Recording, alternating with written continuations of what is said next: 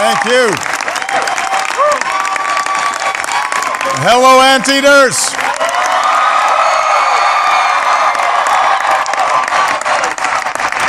That is something I never thought I'd say.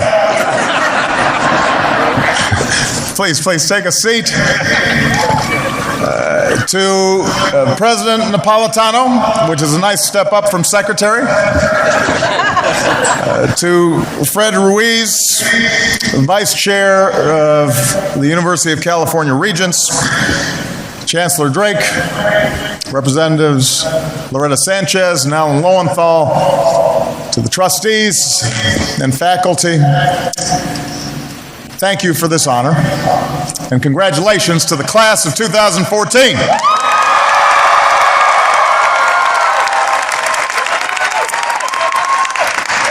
Now, let me begin by saying all of you had the inside track in getting me here. Because my personal assistant, Ferial, is a proud anteater.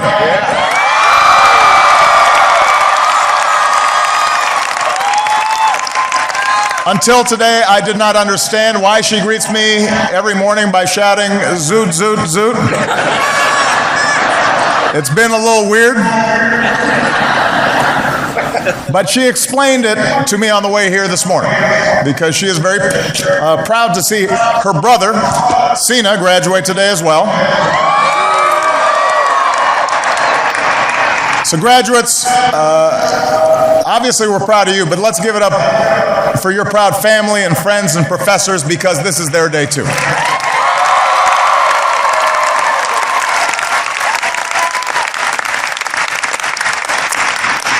And even though he's on the road this weekend, I also want to thank Angels center fielder Mike Trout for letting me cover his turf for a while. He actually signed a bat for me, which is part of my retirement plan. I will be keeping that. And this is a pretty cool place to hold a commencement. I know that UC Irvine's baseball team opens College World Series play in Omaha right about now. So let's get this speech underway. If the hot dog guy comes by, get me one. Now, in addition to Ferial graduates, I'm here for a simple reason. You asked. For those who don't know, the UC Irvine community sent 10,000 postcards to the White House asking me to come speak today.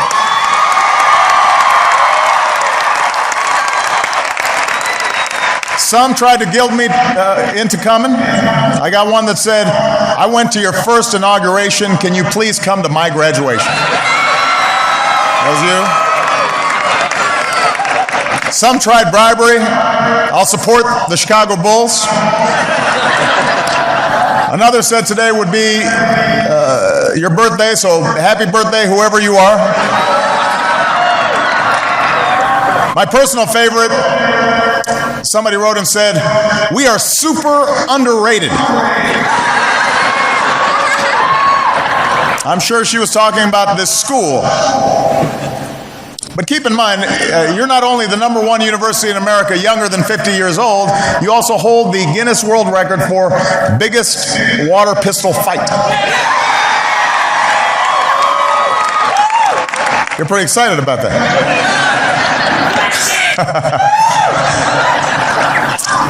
We are super underrated.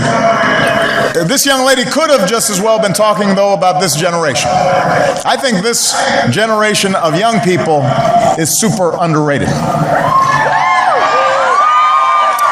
You know, in your young lives, you've seen dizzying change. From terror attacks to economic turmoil, from Twitter to Tumblr. Some of your families have known tough times during the course of the worst economic crisis since the Great Depression. You're graduating into a still healing job market. And some of you are carrying student loan debt that you're concerned about. And yet your generation The most educated, the most diverse, the most tolerant, the most politically independent, and the most digitally fluent in our history is also on record as being the most optimistic about our future. And I'm here to tell you that you are right to be optimistic. You are right to be optimistic. Consider this. Since the time most of you graduated from high school, fewer Americans are at war, more have health insurance, more are graduating from college, our businesses have added more than 9 million new jobs, the number of states where you're free to marry who you love has more than doubled.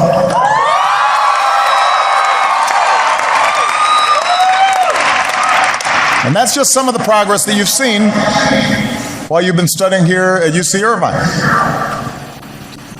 But we do face real challenges. Rebuilding the middle class and reversing inequalities rise. Reining in college costs, protecting voting rights, welcoming the immigrants and young dreamers who keep this country vibrant, stemming the tide of violence that guns inflict on our schools. We've got some big challenges. And if you're fed a steady diet of cynicism that says nobody's trustworthy and nothing works and there's no way we can actually address these problems, then the temptation is to just go it alone, to look after yourself and not participate in the larger project of achieving our best vision of America. And I'm here to tell you, don't believe the cynicism. Guard against it. Don't buy into it. Today I want to use one case study to show you that progress is possible and perseverance is critical. I want to show you how badly we need you, both your individual voices and your collective efforts, to give you the chance you seek to change the world and maybe even save it. I'm going to talk about one of the most significant long-term challenges that our country and our planet faces: the growing threat of a rapidly changing climate. Now, this isn't a policy speech. I understand it's a commencement, and I already delivered a long climate address last summer. I remember because it was 95 degrees, and my staff had me do it outside, and I was pouring with sweat as a visual aid. And since this is a very educated group, you already know the science. Burning fossil fuels releases carbon dioxide. Carbon dioxide traps heat. Levels of carbon dioxide in our atmosphere are higher than they've been in 800,000 years. We know the trends. The 18 warmest years on record have all happened since you graduates were born. We know what we see with our own eyes. Out west, firefighters brave longer, harsher wildfire seasons. States have to budget for that. Mountain towns worry about what smaller snowpacks mean for tourism. Farmers and families at the bottom worry about what it will mean for their water. In cities like Norfolk and Miami, streets now flood frequently at high tide. Shrinking ice caps have National Geographic making the biggest change in its atlas since the Soviet Union broke apart. So the question is not whether we need to act. The overwhelming judgment of science, accumulated and measured and reviewed over decades, has put that question to rest. The question is whether we have the will to act before it's too late. For if we fail to protect the world we leave, not just to my children, but to your children and your children's children, we will fail one of our primary reasons for being on this world in the first place. And that is to leave the world a little bit better for the next generation. Now, the good news is you already know all this. UC Irvine set up the first Earth System Science Department in America.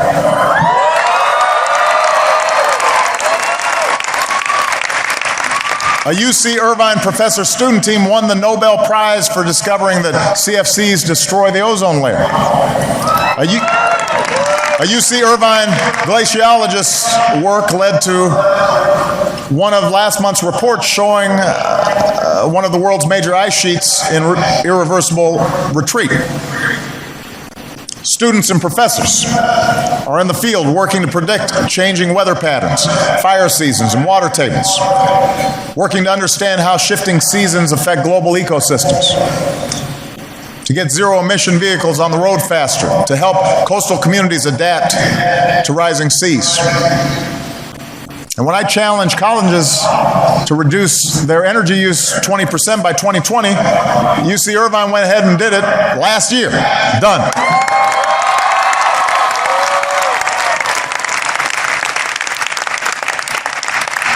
So UC Irvine's ahead of the curve. All of you are ahead of the curve. Your generation reminds me of something President Wilson once said. He said, "Sometimes people call me an idealist. Well, that is the way I know I am an American." That's who we are. If you need a reason to be optimistic about our future, then look around this stadium, because today in America, the largest single age group is 22 years old.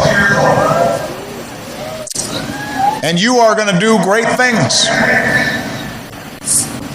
And I want you to know that I've got your back. Because one of the reasons I ran for this office was because I believed our dangerous addiction to foreign oil left our economy at risk and our planet in peril.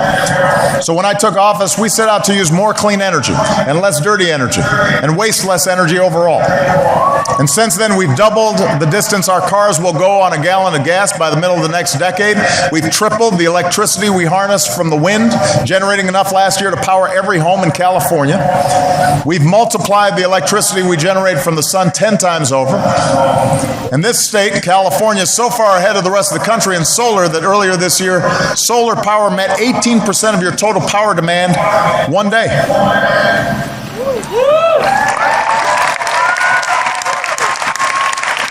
The bottom line is America produces more renewable energy than ever. More natural gas than anyone. And for the first time in nearly 2 decades, we produce more oil here at home than we buy from other countries. And these advances have created jobs and grown our economy and helped cut our carbon pollution to levels not seen in about 20 years. Since 2006, no country on earth has reduced its total carbon pollution by as much as the United States of America.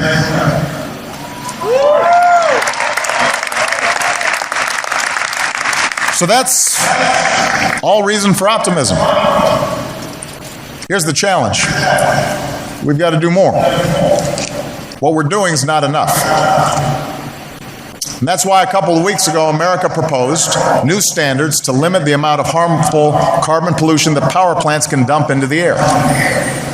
And we also have to realize, as hundreds of scientists declared last month, that climate change is no longer a distant threat, but has moved firmly into the present. That's a quote. In some parts of the country, weather-related disasters like droughts and fires and storms and floods are going to get harsher, and they're going to get costlier. And that's why today I'm announcing a new $1 billion competitive fund to help communities prepare for the impacts of climate change and build more resilient infrastructure across the country.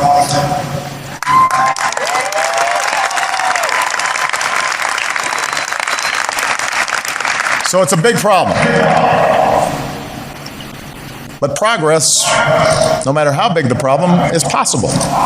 That's important to remember, because no matter what you do in life, you're going to run up against big problems in your own personal life and in your communities and in your country.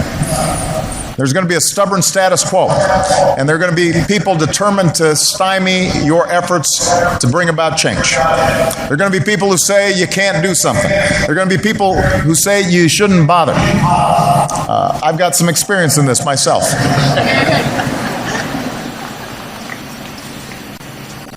Now, part of what's unique about climate change, though, is the nature of some of the opposition to action. It's pretty rare that you'll encounter somebody who says the problem you're trying to solve simply doesn't exist. When President Kennedy set us on a course for the moon, there were a number of people who made a serious case that it wouldn't be worth it. It was going to be too expensive, it was going to be too hard, it would take too long. But nobody ignored the science. I don't remember anybody saying that the moon wasn't there or that it was made of cheese. Today's Congress, though, is full of folks who stubbornly and automatically reject the scientific evidence about climate change. They will tell you it is a hoax or a fad. One member of Congress actually says the world is cooling. There was one member of Congress who mentioned a theory involving dinosaur flatulence, which I won't get into, but their view may be wrong and a fairly serious threat to everybody's future, but at least they have the brass to say what they actually think. There's some who also duck the question. They say, when they're asked about climate change, they say, hey, look, I'm not a scientist. And I'll translate that for you. What that really means is, I know that man-made climate change really is happening, but if I admit it, I'll be run out of town by a radical fringe that thinks climate science is a liberal plot, so I'm not going to admit it. Now, I'm not a scientist either, but we've got some really good ones at NASA. I do know that the overwhelming majority of scientists who work on climate change, including some who once disputed the data, have put that debate to rest. The writer Thomas Friedman recently put it to me this way. We were talking, he says, your kid is sick. You consult 100 doctors. 97 of them tell you to do this. 3 tell you to do that. And you want to go with the 3? The fact is, this should not be a partisan issue. After all, it was Republicans who used to lead the way on new ideas to protect our environment. It was Teddy Roosevelt who first pushed for our magnificent national parks. It was Richard Nixon who signed the Clean Air Act and opened the EPA. George H.W. Bush, a wonderful man who at 90 just jumped out of a plane in a parachute, said that human activities are changing the atmosphere in unexpected and unprecedented ways. John McCain and other Republicans publicly supported free market-based cap-and-trade bills to slow carbon pollution just a few years ago, before the Tea Party decided it was a massive threat to freedom and liberty. These days, unfortunately, nothing's happening. Even minor energy efficiency bills are killed on the Senate floor. And the reason is because people are thinking about politics instead of thinking about what's good for the next generation. What's the point of public office if you're not going to use your power to help solve problems?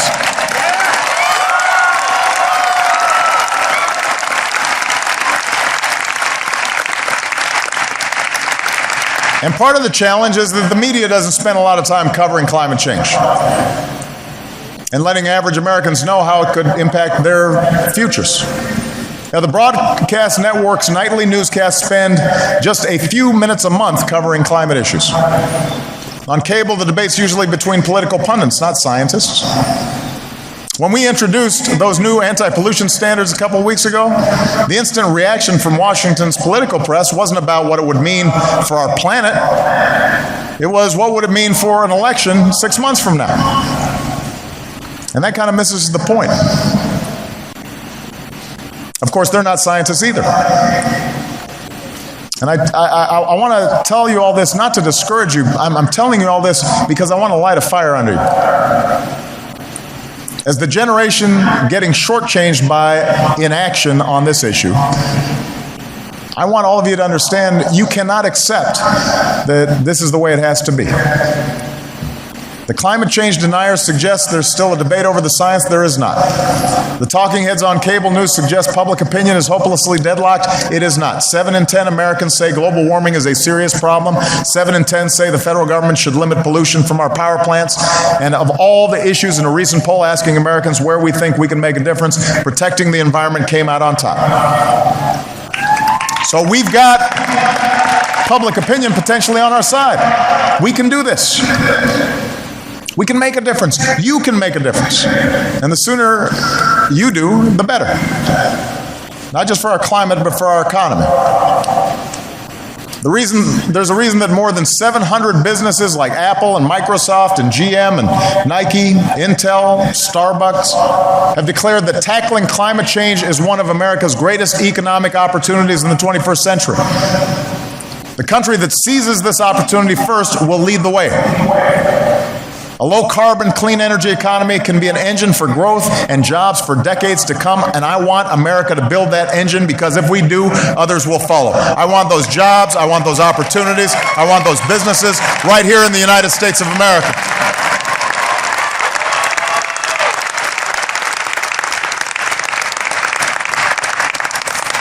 Developing countries are using more and more energy, and tens of millions of people are entering the global middle class, and they want to buy cars and refrigerators. And so if we don't deal with this problem soon, we're going to be overwhelmed. These nations have some of the fastest rising levels of carbon pollution. They're going to have to take action to meet this challenge. They're more vulnerable to the effects of climate change than we are. They've got even more to lose, but they're waiting to see, what does America do? That's what the world does. It waits to watch us act. And when we do, they move. And I'm convinced that on this issue, when America proves what's possible, then they're going to join us. And America cannot meet this threat alone. Of course, the world cannot meet it without America. This is a fight that America must lead. So I'm going to keep doing my part for as long as I hold this office, and as long as I'm a citizen once out of office. But we're going to need you, the next generation, to finish the job. We need scientists to design new fuels. We need farmers to help grow them. We need engineers to invent new technologies. We need entrepreneurs to sell those technologies. We need workers to operate assembly lines that hum with high-tech, zero-carbon components. We need builders to hammer into place the foundations for a clean energy age. We need diplomats and businessmen and women and Peace Corps volunteers to help developing nations skip past the dirty phase of development and transition to sustainable sources of energy. In other words, we need you. We need you. And if you believe, like I do, that something has to be done on this, then you're going to have to speak out. You're going to have to learn more about these issues. You're going to have to, even if you're not like Jessica and an expert, you're going to have to work on this. You're going to have to push those of us in power to do what this American moment demands. You've got to educate your classmates and colleagues and family members and fellow citizens and tell them what's at stake. You've got to push back against the misinformation and speak out for facts and organize others around your vision for the future. You need to invest in what helps and divest from what harms. And you've got to remind everyone who represents you at every level of government that doing something about climate change is a prerequisite for your vote. You know, it's no accident that when President Kennedy needed to convince the nation that sending Americans into space was a worthy goal, he went to a university. That's where he started. Because a challenge as big as that, as costly as that, as difficult as that, requires a spirit of youth. It requires a spirit of adventure, a willingness to take risks. It requires optimism. It requires hope. That day, a man told us we'd go to the moon within a decade. And despite all the naysayers, somehow we knew as a nation that we'd build a spaceship and we'd meet that goal. That's because we're Americans, and that's what we do. Even when our political system is consumed by small things, we are a people called to do big things. And progress on climate change is a big thing. Progress won't always be flashy. It'll be measured in disasters averted and lives saved and a planet preserved and days just like this one 20 years from now and 50 years from now and 100 years from now. But can you imagine a more worthy goal, a more worthy legacy than protecting the world we leave to our children? So I ask your generation to help leave us that legacy. I ask you to believe in yourselves and in one another. And above all, when life gets you down or somebody tells you you can't do something, to believe in something better. There are people here who know what it means to dream. when Muhammad Abidi was a boy. The suffering he saw in refugee camps in Lebanon didn't drive him into despair. It inspired him to become a doctor. And when he came to America, he discovered a passion for engineering. So here at UC Irvine, he became a biomedical engineer to study the human brain. And Muhammad said, I had never come to the United States. Had I never come to the United States, I would have never had the ability to do the work that I'm doing. He's now going to Caltech to keep doing that work. Cynthia Flores is the daughter of a single mom who worked as a seamstress and a housekeeper. The first in her family to graduate from high school. The first in her family to graduate from college. And in college, she says, I learned about myself that I was good at advocating for others and that I was argumentative. So maybe I should go to law school. And today, Cynthia is the first in her family to graduate from law school, and she plans to advocate for the rights of workers like her mom. She says, I have the great privilege and opportunity to answer the call of my community. The bottom line, she says, is being of service.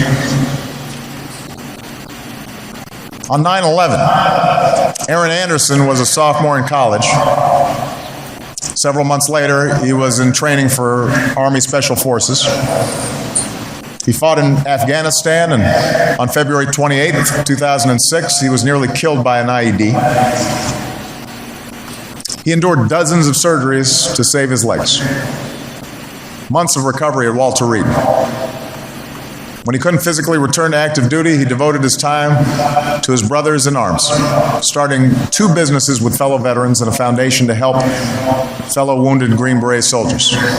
And then he went back to school. And last December, he graduated summa cum laude from UC Irvine. And Aaron is here today along with 4 soon-to-be commissioned ROTC cadets and 65 other graduating veterans. And I would ask them to stand and be recognized for their service.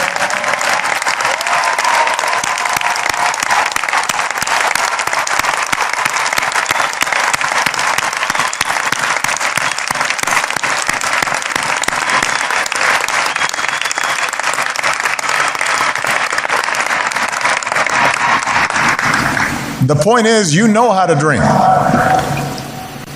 And you know how to work for your dreams.